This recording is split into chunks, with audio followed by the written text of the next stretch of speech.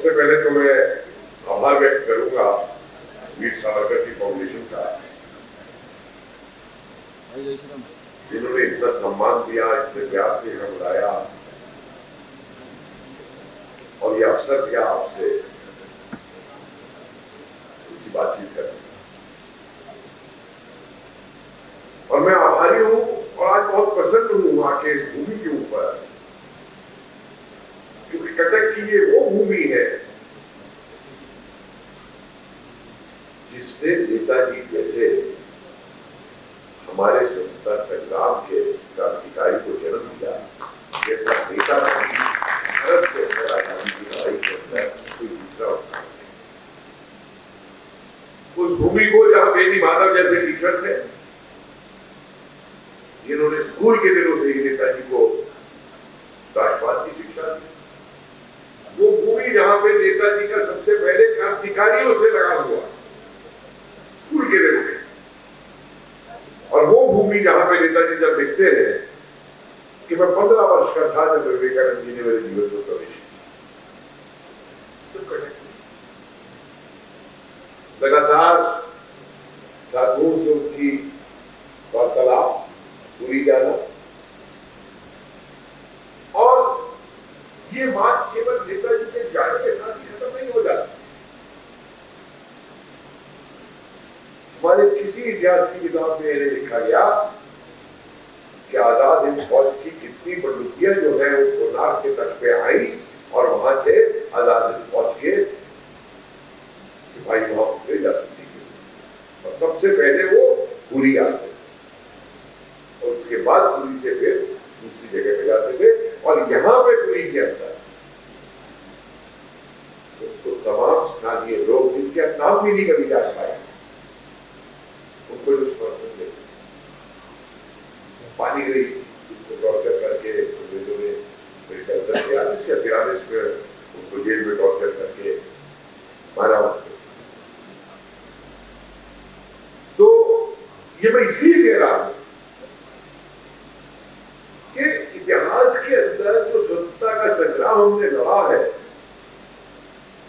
उसमें कहीं कद किसी का ऊंचा या नीचा नहीं है। इस देश के हर क्षेत्र से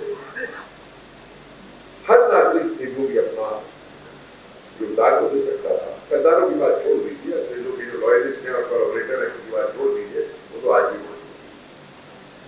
क्योंकि आज भी मैं 46 साल से मैं इतिहास पढ़ा रहा हूं, रिसर्च कर रहा हूं, छापा भी किताबें, लेकिन कभी मैंने ये नहीं सोचा था कि जो कारण मैं अपने विद्यार्थियों को बताता हूं कि भारत क्यों हार गया युद्धों के अंदर, या क्यों कोई दूसरे ने आके हमारे ऊपर बात कर दिया, उन कारणों का जब अवलोकन करता था तो ये कभी नहीं सोचा था कि अपने जीते की जिंदगी के अंदर दोबारा उन कारणों को इस देश में पनपते हुए देखें। और उसका पनपना आज भी देख लिया आपने कि ऐसी विषयवादी लोगों की कि एक तरफ कहते हैं संसद देश का मंदिर है, प्रजातंत्र का मंदिर है, और दूसरी तरफ उसे कहा जाता है। ये वही इतिहास है दोहरा रहा है। जो छोटा छोटा राजा जो होता था कि अरे वो मोहम्मद गजनवी आया है, गोली आया है, तो दूसरे को पीट के चला जाएगा, मेरी केस पे क्या फर्क पड़ता है, मैं चीफ मिनिस्टर बन जाऊं, देश में चाहे आज मुझे देश से क्या लेना। ये जो सत्ता की हवस की मानसिकता इस देश में जरूर देखी, लेकिन दूसरी तरह एक बहुत अच्छी केयर थी। मैंने आज CNN न्यूज 18 पे मैं कमेंट कर रहा था लगातार सुबह से, जब ये कार्यक्रम चल रहा था, तो मैंने एक बात कही, मैंने कभी भारत में 3 लोग पुरुष हुए। पहले लोग पुरुष में आजादी के दौरान सुभाष चंद्र बोस को मानता, जिसमें मैं आऊंगा आगे। दूसरा लोग पुरुष में सरदार पटेल को मानता, जिन्होंने एक किया भारत को। और तीसरा लोग पुरुष आज मैं उस व्यक्ति को मान रहा हूं कि जिन्होंने हमको आजादी दिलाई और जिन्होंने भारत को एक किया, आज वो व्यक्ति उनकी विरासत को इस देश के अंदर, पूरे विश्व के अंदर ले जा रहा है, उसका नाम है रविंद्र गोखले।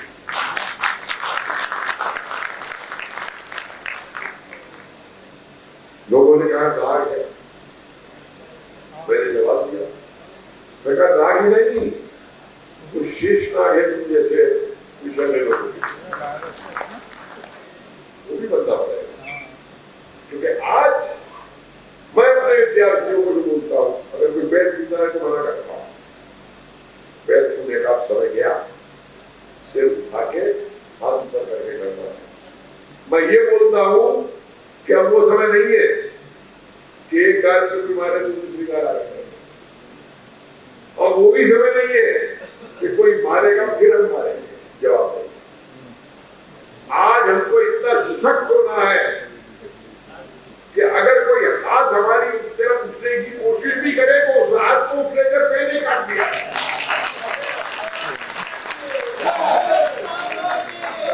जब तक ये मानसिकता हमारे देश के युवकों में नहीं आएगी और युवतियों में नहीं आएगी,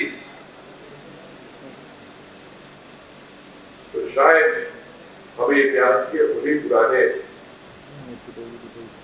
इतिहासों में जाना पड़े।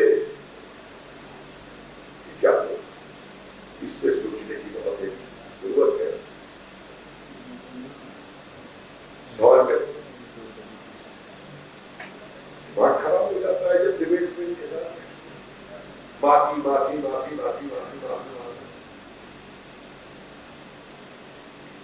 एक प्रवक्ता मुझे समझा रहे थे कि नेहरू जिंदाबाद दे गए, कहाँ गए थे भाई, बेटा कल लगता हूँ, मेरे मान ली तुम्हारी बात के नेहरू जिंदाबाद दे गए, लेकिन अब जो मैं सवाल पूछने जा रहा हूँ तुमने उसका जवाब नहीं।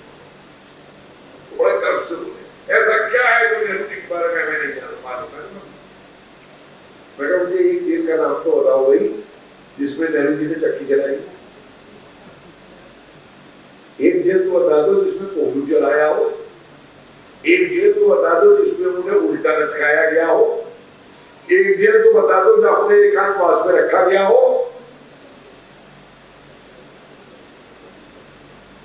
फिर माफीनामा, आप ये भूल जाते हैं कि नावा के अंदर जब गिरफ्तार हुए थे जवाहरलाल नेहरू तो माफीनामा इतना बड़ा किसने लिख के वाइस पर हो गया, किसने लिख के भेजा था कि मेरा बेटा ये हरकत दोबारा नहीं करेगा। और आप ये भूल जाते हैं कि सन 46 के अंदर जब कैबिनेट मिशन छोड़ करके नेहरू शेख अब्दुल्ला की उसमें पहुंच गए थे, कश्मीर जब हरि सिंह ने शेख अब्दुल्ला को गिरफ्तार किया था, तो उस समय भी शेख अब्दुल्ला ने जब नेहरू को गिरफ्तार कर दिया था तो उस समय नेहरू को किसने दिखाया?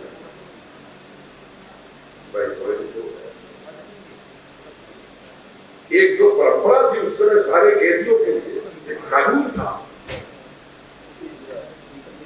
अगर उसको माना तो माफी हो गई। तो भाई फिर मुझे ये बताओ कि नेहरू ने इंटरिम गवर्नमेंट के प्रधानमंत्री के तौर पे किनको अपना अपमान करके क्यों उस दिन वोट दी? और मुझे कोई इस बात का जवाब दे कि जिन अंग्रेजों ने हमारे ऊपर 170 साल तक राज किया, शोषण किया, कपड़े आम किए, नरसंहार किए, जेलों में डाला लोगों को, उनके आखिरी प्रतिनिधि को आप भारत का पहला गवर्नर जनरल बनाते हैं और ये कहते हैं कि हमें आजादी मिल गई। दुनिया में कौन सा देश करेगा ऐसा? जो टेबल पे बैठ के आपने डोमिनियन स्टेटस लिया और पूरे देश को उस दिन बेवकूफ बनाया कि हमें आजादी मिली। माउंटबेटन ने भी उस दिन ओथ चुनी थी वो किंग के नाम पे, और उस दिन पार्लियामेंट के अंदर पंडित माउंटबेटन की जय के नारे लगे थे। और ये वो माउंटबेटन था जिसने आजाद हिंद फौज के मेमोरियल को सिंगापुर के अंदर डायनामाइट जोड़वा दिया था। कभी कोई सेना किसी के दूसरे के शहीदों को जो है उनके उसमें बनाए हुए स्मारक को नहीं था, उस माउंटबेटन को। तो जो मानसिकता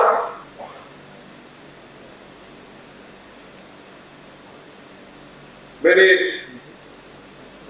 3 या 4 साल पहले फेसबुक पे जिस बात का आप लोग आरोप लगाते हैं सावरकर जी पे कि इन्होंने दिल्ली सेना में भर्ती कराई, सुभाष चंद्र बोस ने वही बात काबुल से जाते हुए बर्लिन के लिए एक पत्र के अंदर अपने साथियों को हिंदुस्तान में,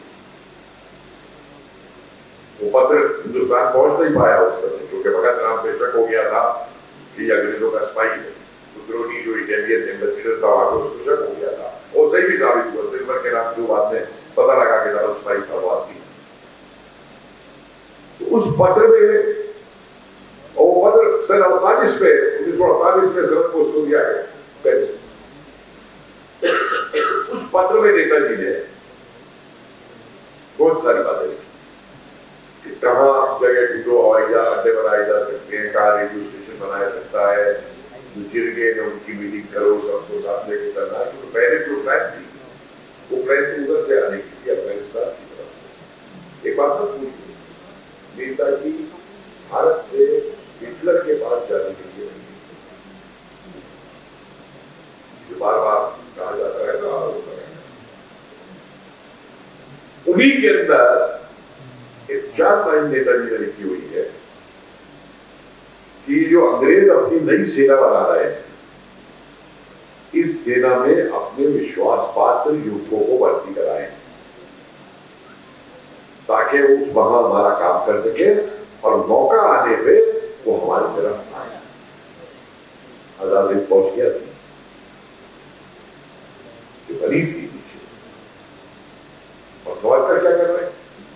और उसके बाद मैंने कुछ पत्र दिए आजाद हिंद फौज के सैनिकों के 1945-46 के लिखे थे, जिसको कह रहे हैं कि हम वीर सावरकर के आदेश के ऊपर अंग्रेजी सेना में भर्ती हुए थे और उनके निर्देशानुसार जैसे ही मौका मिला हम आजाद हिंद फौज में चले गए।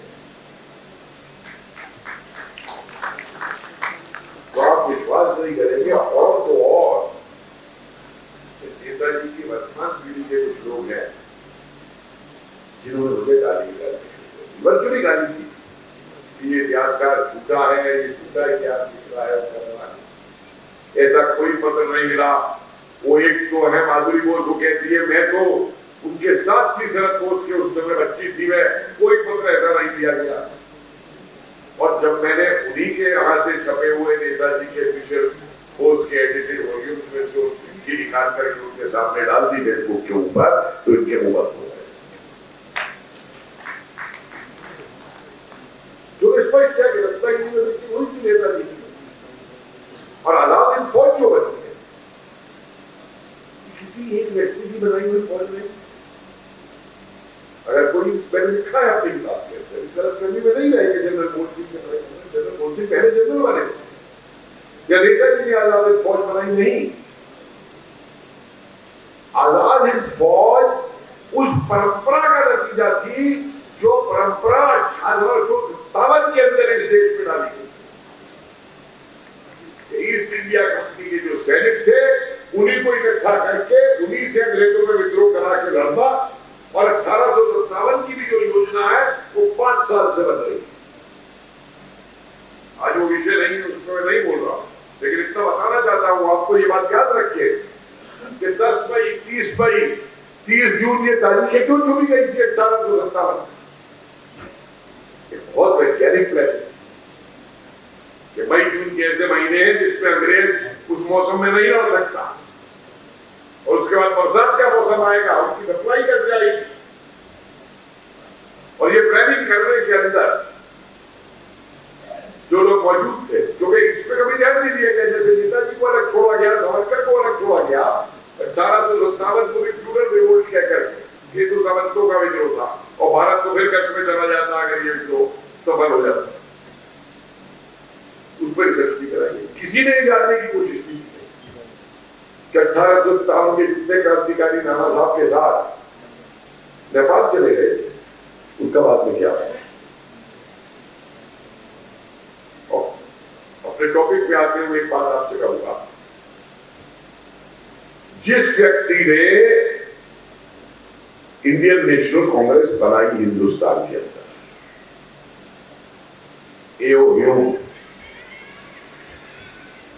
वो ये कहता है ए सेफ्टी वॉल्व वॉज नीडेड। हमको एक सेफ्टी वॉल्व चाहिए।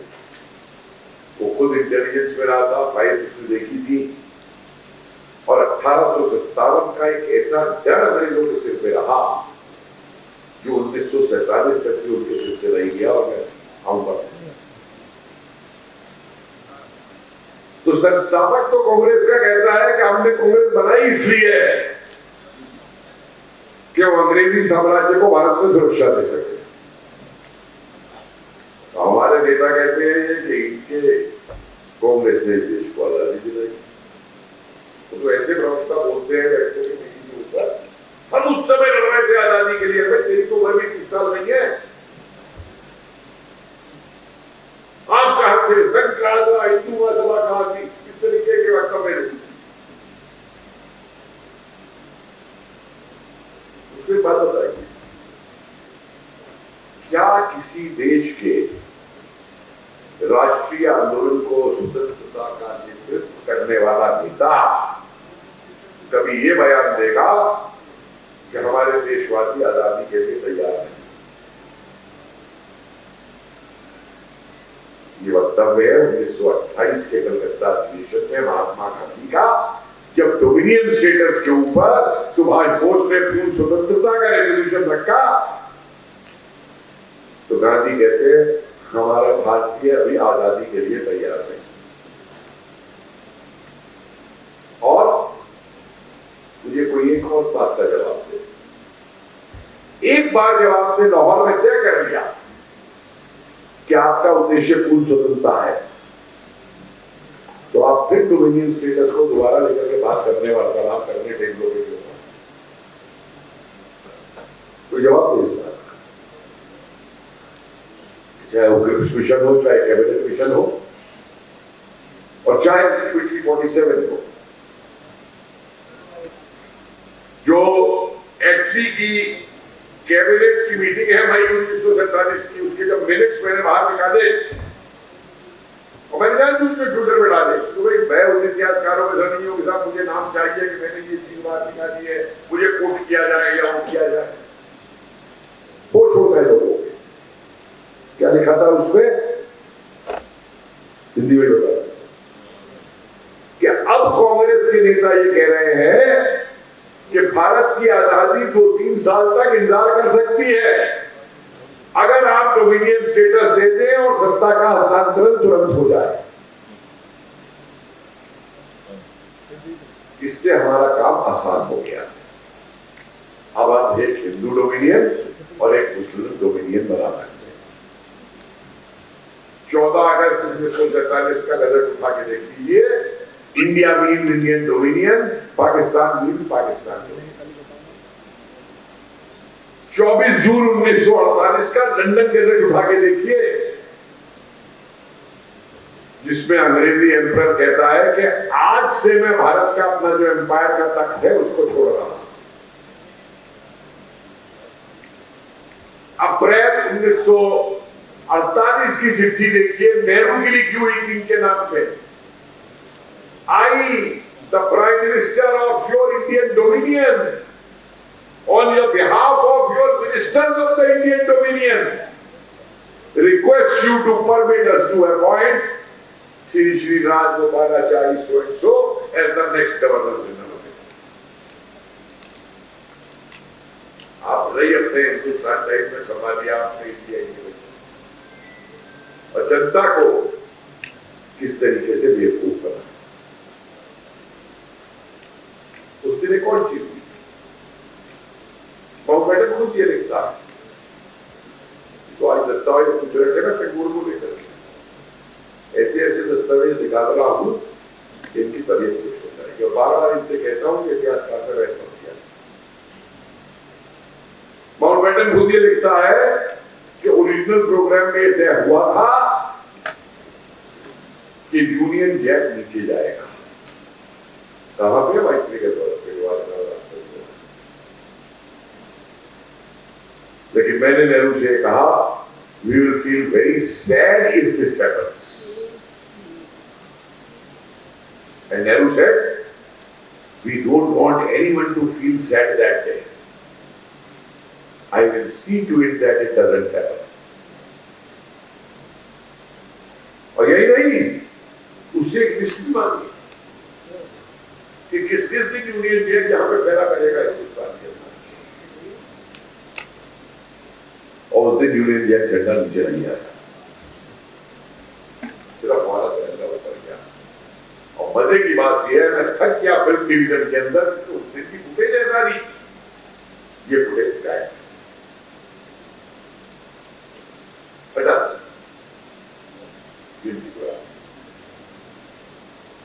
बहुत से ऐसे बात,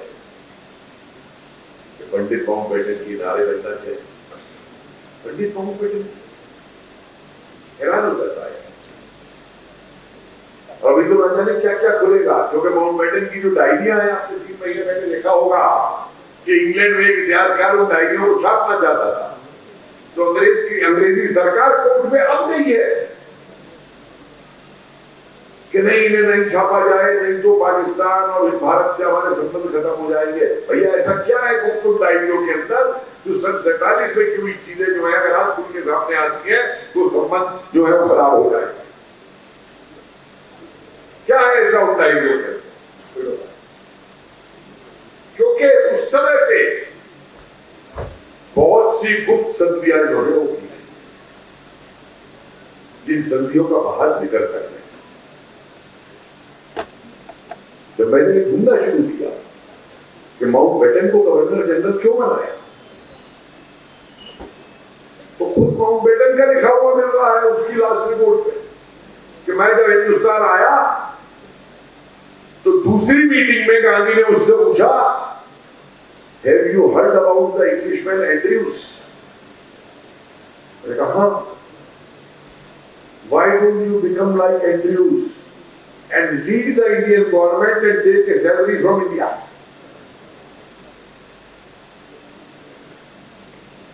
तो माउंटबेटन लिखता है कि मैंने इसको टाल दिया ये कह के कि नहीं भाई मेरे तो इंटरेस्ट वहां पे, नेवी के इंटरेस्ट है इंग्लैंड में और मेरे मित्र सारे वहां पे हैं। तो उस पर फिर गांधी ने कहा कि जब तुमको अपॉर्चुनिटी आए तो मेरा विश्वास है तुम उसको ना नहीं करो।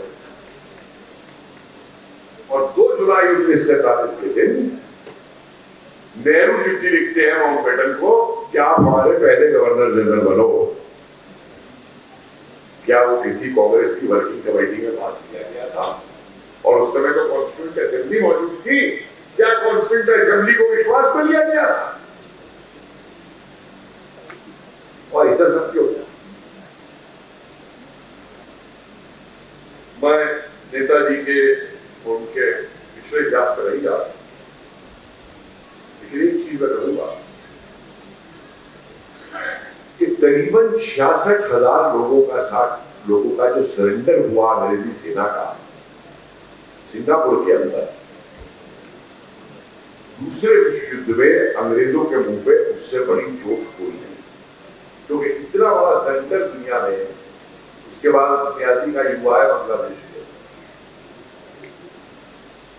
तो 66,000 लोगों का अंग्रेजी फोर्सेस का सरेंडर करना जापानियों के आगे,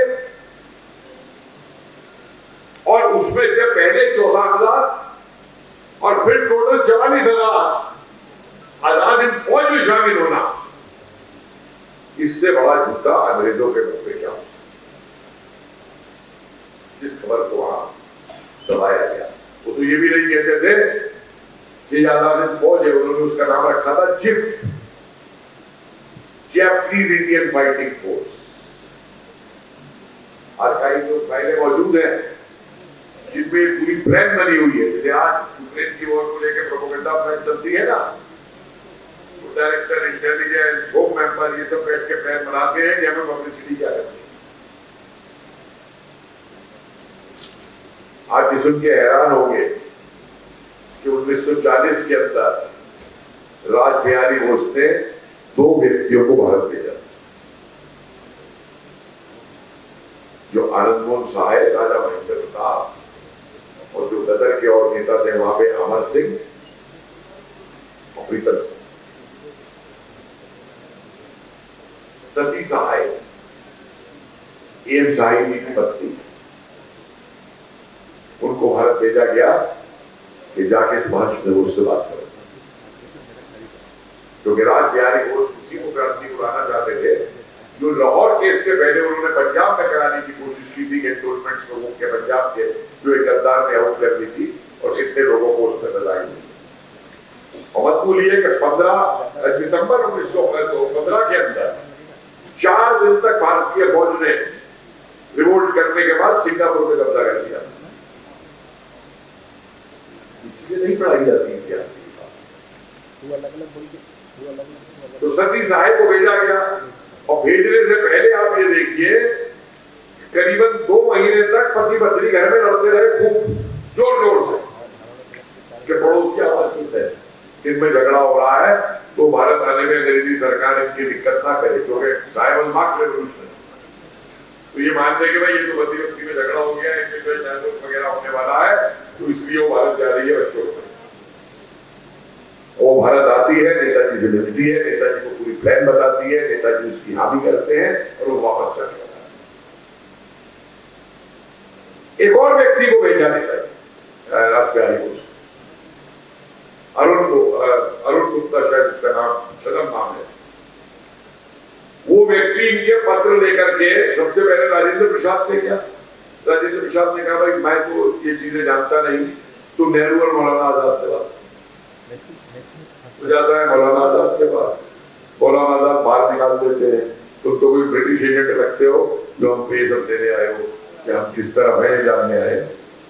उसके बाद वो नेहरू के आ जाता है और नेहरू उस पर राशन पानी लेके चढ़ जाते हैं कि तुम्हारा सहाय कर क्या रहा है।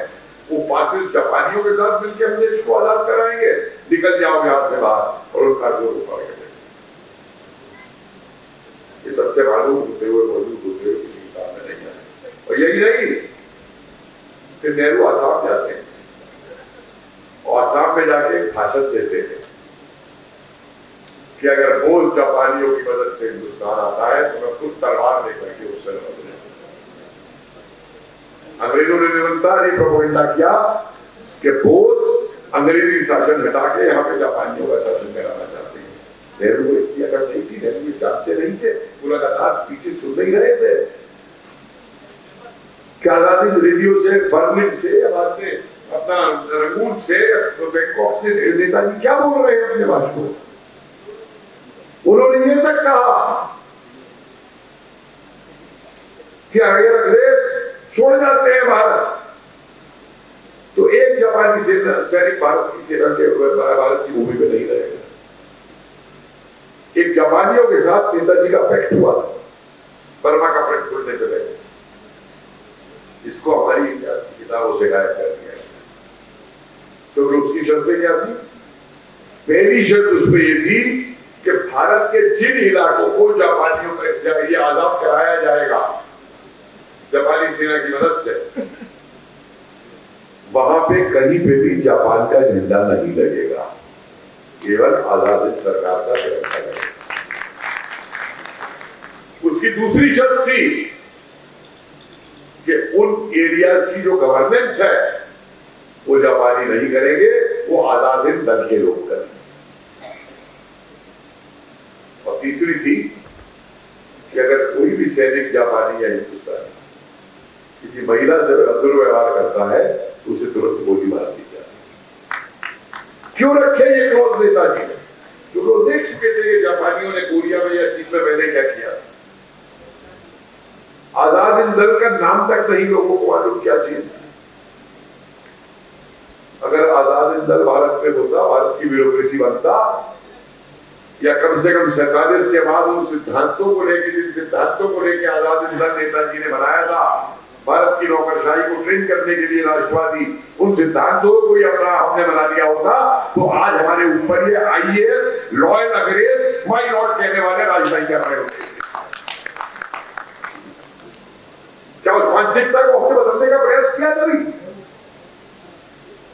अंग्रेजों के समय में पुलिस की मानसिकता क्या थी? भारतीयों को दबा के रखना, 47 के बाद में मानसिकता क्यों डंडा चला देगी? नागरिकों को फैसिलिटेट कर देगी क्यों? डॉक्टर शाहीन की क्या आईसीएस इतने गर्व से आज भी कहते हैं, मैं तो देखता हूँ रिश्ते होते हैं जिसके दादा आईसीएस थे, कोलैबोरेटर थे उसके दादा अंग्रेजों के। और मुझे शर्म आती है जब मैं कोर्ट में जाता हूं तो देखता हूं वकील कहता है भाई लॉर्डशिप, किस बात की लॉर्डशिप भाई? तुम भी एक पेड नौकर हो भारत सरकार के, हमारे टैक्स से तुमको तनख्वाह मिलती है जजमान भी, भाई लॉर्डशिप कहां से हो गई? मैंने कहा ट्वीट में, मैंने कहा इनकी माई लॉर्डशिप की हरकतें देख के अब प्रेमचंद भी दोबारा हिम्मत नहीं करेगा पंच परमेश्वर जैसी कहानी लिखने। अब तो माई लॉर्डशिप लिखी जाएगी। तो ये जो सबसे बड़ा सरेंडर हुआ, और अंग्रेजों का सबसे बड़ा डर था कि भारत में अगर ये खबर आ गई कि आजाद हिंद फौज इसलिए खड़ी हुई है, अगर चीज फैल गई तो भारत की जनता उसके खड़ी। मत भूलिए कि 1942 का पूरा कार्यक्रम जो है वो नेताजी ने दिया था, हमने रेडियो से दिया था। कांग्रेस ने तो कह दिया था करो या मरो, छुट्टी। 45 का आंदोलन लॉन्च करना कांग्रेस के नेतृत्व के बिहाफ पे अंग्रेजों को एक ब्लैकमेलिंग तरीका था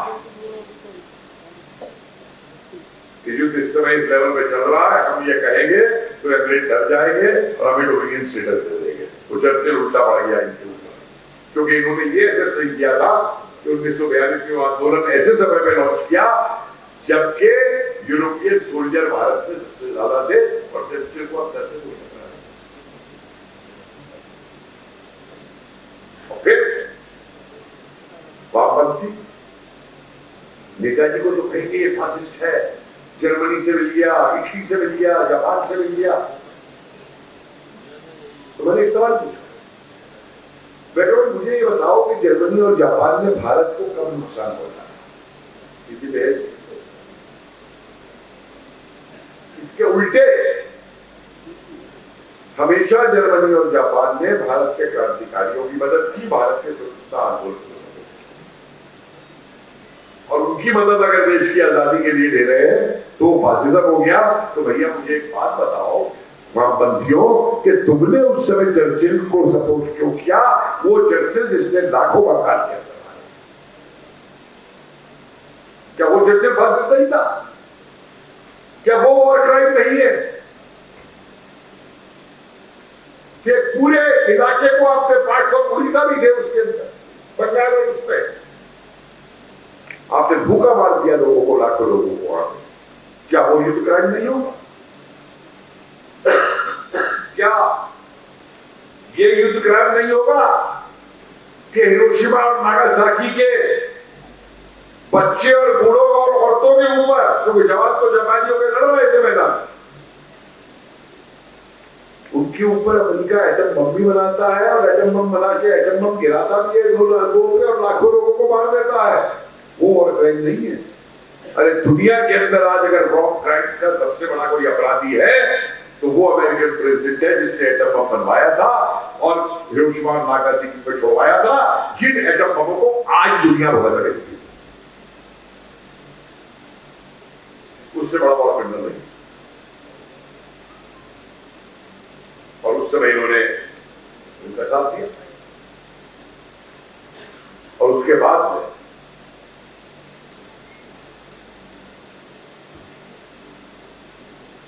मैं डिटेल में इसका मुझे 5 मिनट पहले बता दीजिएगा जब मुझे रुकना होगा तो, क्योंकि ये टॉपिक ऐसा है कि बच्चे, मैं आज उस पर नहीं जा रहा हूं, सिर्फ इतना कहूंगा कि अगर आपसे कोई कहे कि उनकी ब्रेन क्रैश में मृत्यु हो गई तो उसको आईना दिखा दीजिएगा और बता दीजिएगा कि नेहरू का प्रचार करता था। बहुत सारे तर्क है, बहुत सारी एविडेंसेस आ चुकी है, कोई ब्रेन क्रैश नहीं था और अभी साबित होगा, क्योंकि अभी इन्होंने कोर्ट में केस डाला है तो अस्थियां वापस लाओ, हमने वापस केस डाला है, मैं इन्वॉल्व होगा, मेरी पार्टी बनूंगा, इसके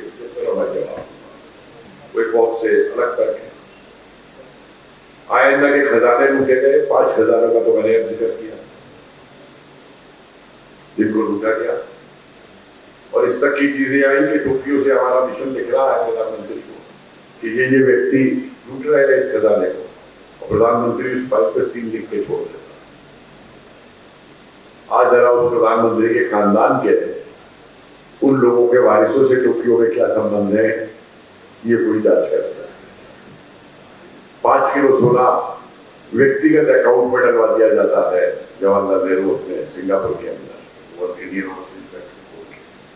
और एक और फाइल मिलती है जिसमें करीबन 40 लाख के करीब का, सॉरी 40 लाख नहीं, 40 तोले सोना है उस समय, जिसमें एक ही चीज लिस्टेड है, कान का बुंदा इतने ग्राम का, मंगलसूत्र इतने ग्राम का, जो प्रवासी भारतीयों ने वहां पे दिया था इस देश के। 1952 की ओवर आखिरी फाइल है, वो कहती है, पहले नेहरू ने कहा इसे मेरे पर्सनल अकाउंट में जमा करा,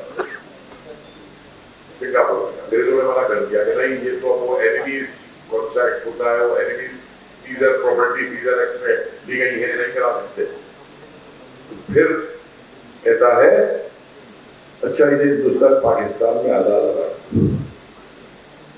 और जब अंग्रेज कहते हैं कि हम पाकिस्तान के प्राइम मिनिस्टर से बात करेंगे, तो लिखता है कि नहीं मैं बात कर लूं, तो बात करो। क्या हुआ उस 40 किलो सोने का 1952 के बाद कोई नहीं जाए, बहुत तेज थे, तो ये सब चीजें जुड़ी हुई है।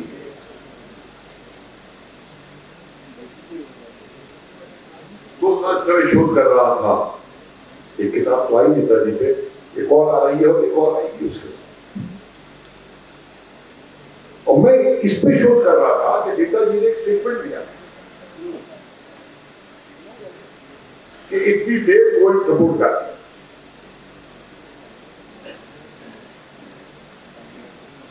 और एक बात याद रखिएगा कि आजाद हिंद सरकार इस दुनिया में अकेली सरकार थी जिसने मित्र राष्ट्रों के सामने सरेंडर नहीं किया।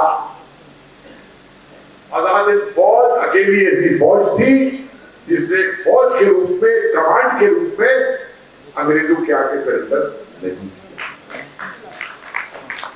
और यही खुंदक थी माउंटबेटन को, इसने उनका मेमोरियल ही नहीं उड़वाया, बल्कि 15 अगस्त की तारीख इसलिए तय की भारत का डोमिनियन बनाने की कि उस दिन उसने जापान का सरेंडर लिया।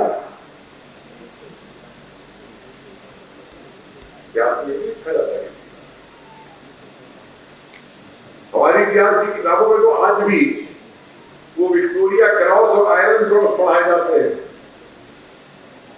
93 नाम मैंने आइडेंटिफाई किए हैं जिनको नेताजी ने तकमाए भारत,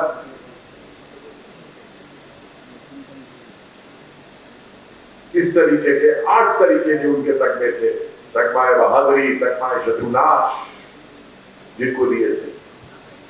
उनमें से 64 लोगों की वीरता की कहानी निकाली। ये बिल्कुल वही है जैसे आज हम परमवीर चक्र देते हैं, लेकिन कोई एक नाम नहीं बता, क्योंकि नामों को किताबों में दिया डाला ही नहीं। और ये नहीं कि ये सब मौजूद नहीं था। आजाद हिंद फौज के जो अधिकारी थे, जो सिपाही थे, आप लेफ्टिनेंट मुल्का की किताब पढ़िए,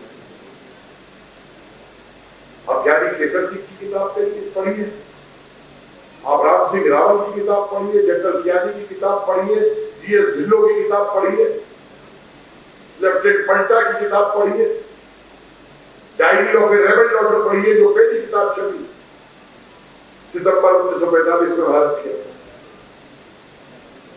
सब जिक्र उनमें मौजूद, लेकिन वो भारत के इतिहास को और आप टेबल पे बैठ कर तो तैरवे बात के बाद ये जो लाल किले के मुकदमे हुए, मुकदमों को लेकर के जो स्वतः आंदोलन इस देश में खड़ा हुआ है, ऐसा मैंने कभी नहीं। और ये फैक्ट है कि जिस दिन इस देश को यह आजाद पता लगा कि आजाद हिंद फौज क्या थी, आजाद हिंद सरकार क्या थी और नेताजी किस लिए लड़ रहे थे, कन्याकुमारी से लेकर और पेशावर तक पूरा देश उनके खड़ा हो। कहीं आजाद हिंद दल दोबारा बन गया, कहीं आजाद हिंद संघ दोबारा बन गया, कहीं युवा आजाद बन गए, अलग अलग तरीके के ऑर्गेनाइजेशन इस देश में फैल गए। जहां पर जो आजाद हिंद फौज के सैनिक छोड़ दिए गए वो वर्दी पहन के जाके अपना भाषण दे रहे, मिलिट्री ट्रेनिंग दोबारा दे रहे थे। और पूरा नतीजा ये निकल के आ रहा है कि जिस तरीके से फॉरवर्ड ब्लॉक बना के नेताजी ने 1947 के अंदर 39-40 के अंदर एक कांग्रेस में परिवर्तन करने का कोशिश किया था, ठीक वही योजना इस समय थी कि भारत जाओ, गांधी को सपोर्ट करो और अंदर खाने से इसको रेडिकलाइज करो कांग्रेस को और अंग्रेजों के खिलाफ क्रांति। नेवर युक्ति, इसे युक्ति कहते हैं। फरवरी 46 और शर्म आती है कि उन नौसैनिक बहादुरों को ये कहते हैं कि दाल रोटी की लड़ाई लड़ रहे थे, ये तो अपने हफ्ते के लिए लड़ रहा है। इस तरीके के अब सबूत में मौजूद है कि जो जहाज आजाद हिंद फौज के लोगों को लेने पर जेल सिंगापुर से लाए गए थे, उन जहाजों पर लौटते हुए जो उस समय रॉयल नेवी थी, उसके जो भारतीय सैनिक थे, जब उनको पता लगा कि आजाद हिंद फौज किस लिए लड़ रही थी, उन्होंने जवाब दिया था, you have done your job, now it is our duty. और मालूम है पहली क्रांति कब होती है नौसेना की? 45 सितंबर के अंदर जो रॉयल नेवी के जहाज इंडोनेशिया जा रहे हैं, उनके ऊपर भारतीय सैनिकों ने रिवोल्ट करके अंग्रेज और डच सैनिकों को नीचे आइलैंड्स पे उतार दिया और उनको बाद में गिरफ्तार करके कोर्ट मार्शल किया गया, लेकिन वो किसी इतिहास की किताब में नहीं लिखा है। आईएनएस तलवार के ऊपर अक्टूबर से शुरू हो गई थी, पोस्टर बड़े बड़े स्लोगन लगने शुरू हो गए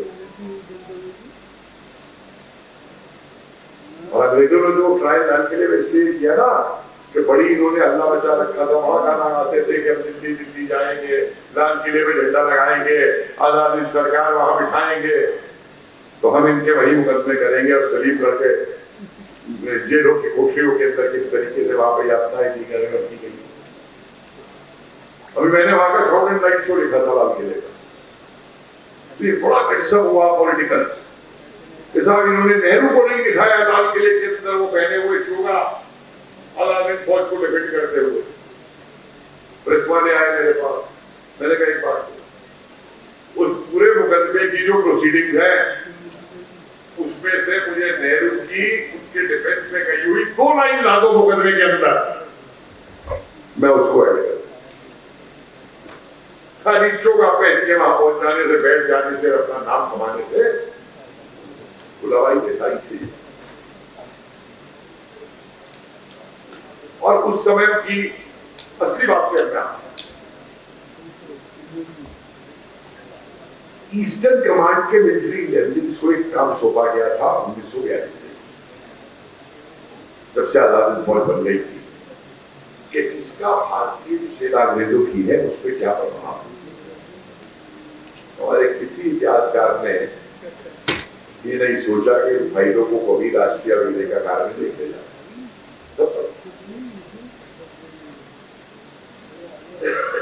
इस यूनिट का ये काम था कि जो भारतीय अंग्रेजी सेनाओं में मौजूद है, एयरफोर्स में, नेवी में, और जो सिविलियन भी काम करते हैं, जैसे वो या सप्लाई कोर होती है या इंजीनियरिंग डिपार्टमेंट होता है, वहां पे क्या चल रहा है। और अगर आप उनकी रिपोर्ट्स को पढ़ेंगे तो काम करेंगे, अपने खून से सिपाही लिख करके झंडा बना करके भेज रहे हैं, अंग्रेजी अफसरों को जय हिंद कर रहे हैं, पैसा भेज रहे हैं, सब रिकॉर्ड होती है। कितने एयरफोर्स में भारतीय थे, उन्होंने पैसा भेजा आजाद फौज के सैनिक अटेंड करने आते हैं उनके भाषण, जो बॉम्बे और कलकत्ता में पहले 79 शिप्स के ऊपर एकदम रिवल्ट हो जाना कोई दाल रोटी की दवाई नहीं। उनको समझा दिया अंग्रेजों ने ये करोगे तुम्हारी ये दिक्कत होगा, उसको दाल रोटी की दवाई बता दिया। कहीं ये नहीं बताते कि 3 एयरफोर्स स्टेशन पे भी उस समय रिवोल्ट हुआ, 4 आर्मी की यूनिट्स पे भी उस समय रिवोल्ट हुआ। तो जब ये सारी इंटेलिजेंस में मैं शॉर्ट कर रहा हूं, बहुत कुछ है बताने को। हाँ, एक इंपॉर्टेंट पॉइंट क्लियर होता है, उसमें एक रिपोर्ट है, जब ये मुकदमे शुरू हुए तो क्या लगता है बहुत बड़ा स्टूडेंट मूवमेंट खड़ा हो गया और कई लोग उसमें मारे भी गए गोली से। 56 के करीब स्टूडेंट की गोली से डेथ हुई थी। तो इस्लामिया कॉलेज के स्टूडेंट्स ने वहां पे हिस्सा लिया आजाद फौज की तरफ से। तो मुस्लिम लीग के सेक्रेटरी वहां जाके भाषण देते हैं कि तुम इनमें हिस्सा नहीं लो, सपोर्ट नहीं करो, क्योंकि अगर वो भारत आ जाता तो हमारी पाकिस्तान की डिमांड का क्या होगा। और दूसरी तरफ हिंदू महासभा के सेक्रेटरी का स्टेटमेंट है कि आजाद हिंद फौज के सैनिकों की उंगली भी मत छू देना, ये वीर सावरकर के सिपाही है, अगर इनको जरा भी छुआ तो हम करते आ सकते।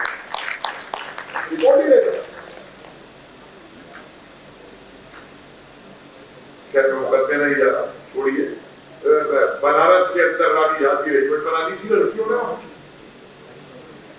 जगह जगह ये चीजें बन रही थी। देश एक ऐसे काटा तो फिर क्या अंग्रेज को धक्का देके बाहर निकाला जाए, तो ये लोग कैसे जाएंगे। अंग्रेजों को औखिल्य लिखता है कमांडर इन चीफ कि 1857 जैसी स्थिति उत्पन्न हो गई है और अगर हमें भारत में रहना है तो हमें 1857 की तरीके से भारत को दोबारा जीतना होगा और उसके लिए मुझे 1 लाख सिपाही यूरोपियन चाहिए होंगे।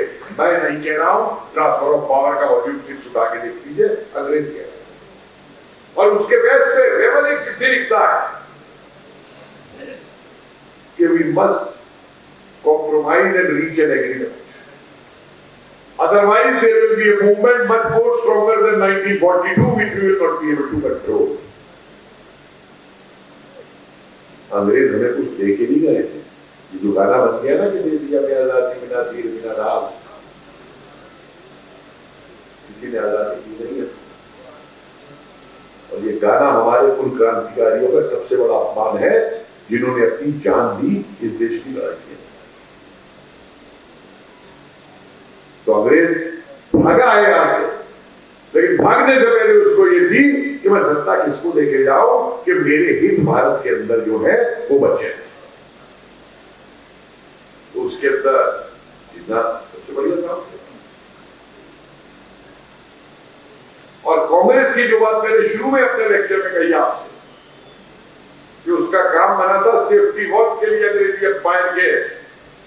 मुझे एक इतिहासकार गलत साबित करते अगर मैं स्टेटमेंट दूं कि 1947 तक कांग्रेस ने अंग्रेजी साम्राज्य को क्रांतिकारियों और आजाद हिंद फौज के विरुद्ध सुरक्षा प्रदान की, सेफ्टी वॉल प्रदान। उनके लिए उधम सिंह एक पागल आदमी था। जतिन दास भी जो 63 दिन की भूख हड़ताल से अपनी जान देता है, उस पर गांधी स्टेटमेंट नहीं देते। तो अब चिंता थी भारत किसको सौंपा है। तो नेहरू, गांधी जी ने बड़ा इंटरेस्टिंग स्टेटमेंट है बिरला के अंदर, जून का ये होगी, जून 1947 का। वो कह रहे हैं कि लोग मुझसे पूछते हैं कि आजादी आने वाली है, क्या लीडरशिप बदली जाएगी। We need a Cambridge educated Harrow boy to deal with the Britishers. तो जिंदगी भर स्वदेशी स्वदेशी कहने वाला आदमी आज कह रहा है कि हुकूमत करने के लिए हिंदुस्तान की हमें कैम्ब्रिज एजुकेटेड हैरो का बॉय चाहिए। ये है दोगला। और नेहरू को किस तरीके से 46 में कांग्रेस का अध्यक्ष बनाया गया सब जानते हैं। अब तो हमने दस्तावेज भी निकालती है। तो कैबिनेट को बात होती थी कि सरदार पटेल का नाम हटा करके इसको कर दिया गया, दस्तावेज निकाल दिए हैं। आप हैरान होंगे उसमें केवल सरदार पटेल का ही नाम नहीं था, उसमें जयप्रकाश जी का भी नाम था, उसमें सुभाष चंद्र बोस का भी नाम था। और बोस का नाम ये कह के रिजेक्ट किया गया कि इन्होंने चवन्नी मेंबरशिप नहीं दी, ये कह के रिजेक्ट किया गया कि इनकी मृत्यु होगी।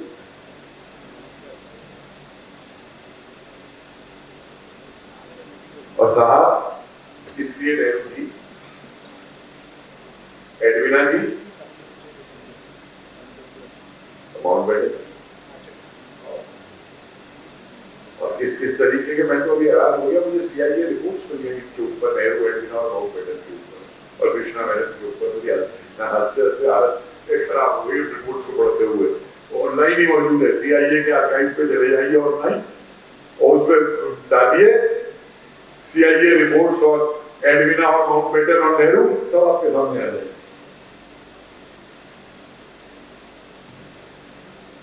अरे आपने, मुझे शर्म आती है वो शब्द इस्तेमाल करते हुए, उस व्यक्ति को अपना गवर्नर जनरल बनाया पहला, जो वहां पे सुडौनी के केस के अंदर पकड़ा गया, जिसको चर्चिल ने बचवाया। मैं नहीं कह रहा, ये ब्रिटिश और सीआईए रिपोर्ट्स के।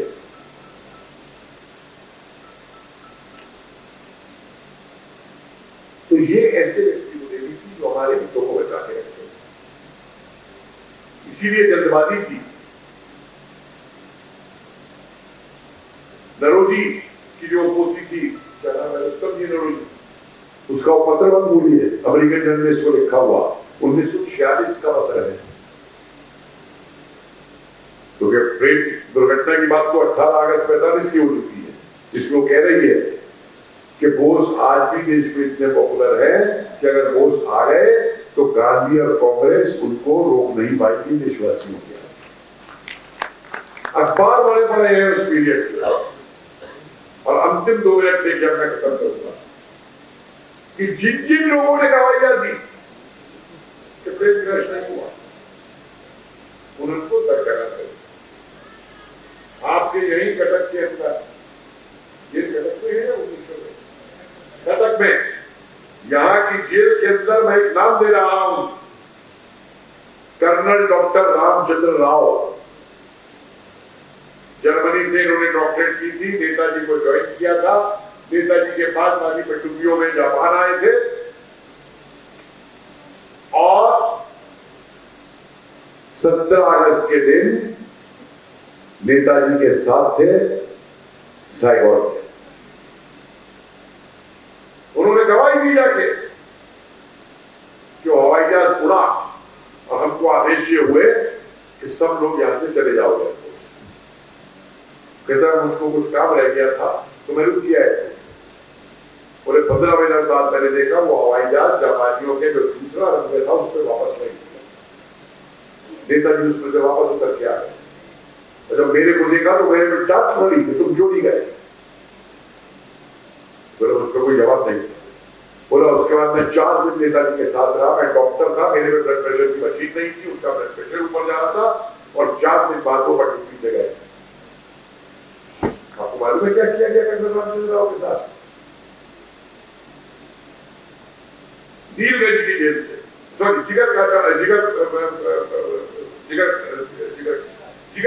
जेल से, कैंप से स्पेशल ट्रेन से उनको मुल्तान भेजा गया 1000 लोग।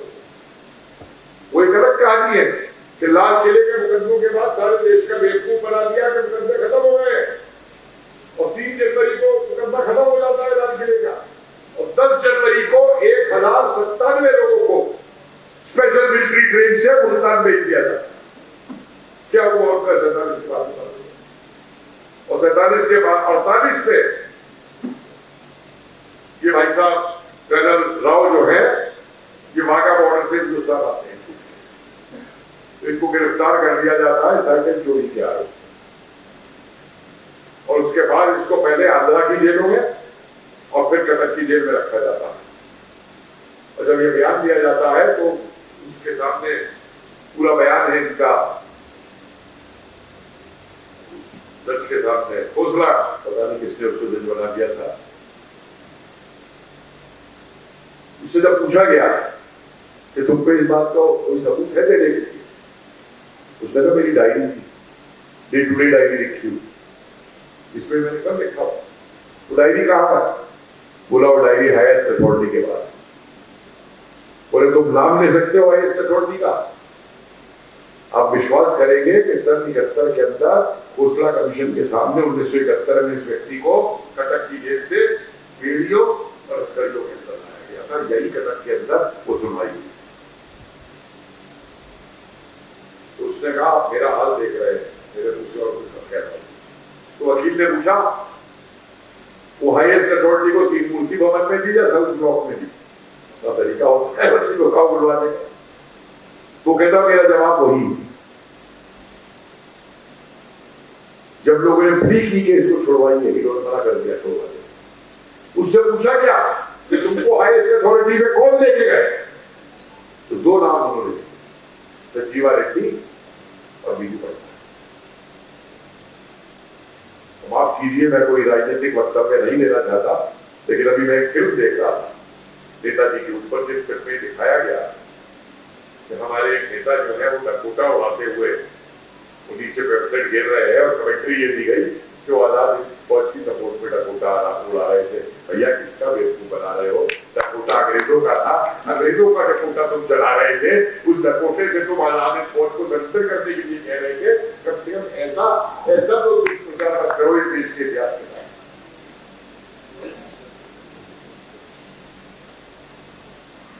आगे पूछ रहे थे हमने आरटीआई करवाई कटक जेल में कि भाई हमको रामचंद्र राव का रिकॉर्ड चाहिए। रिकॉर्ड इसलिए चाहिए कि उसको कोई मुकदमा ही नहीं चलाया गया। और कहता है कि 2 जेलर्स को भी प्रमोशन दे दिया गया इस बात के लिए कि मुझे बिना मुकदमे के जेल में रखा था। तो हमने कहा भाई उसके घर का पता निकाले, उसके 2 बच्चों की 2 लड़कों की बात है, उसको ढूंढा जाए, परिवार को ढूंढा जाए। तो खलबली मच गई कटक जेल के अंदर।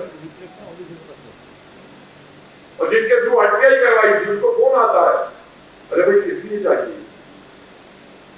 भाई इतिहास चाहिए देखने के।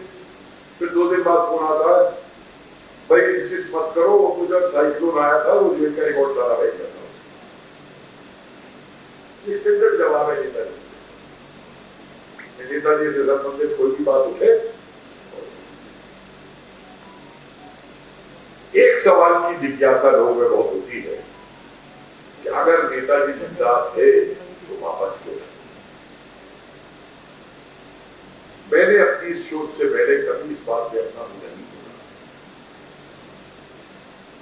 लेकिन अब मैं बोल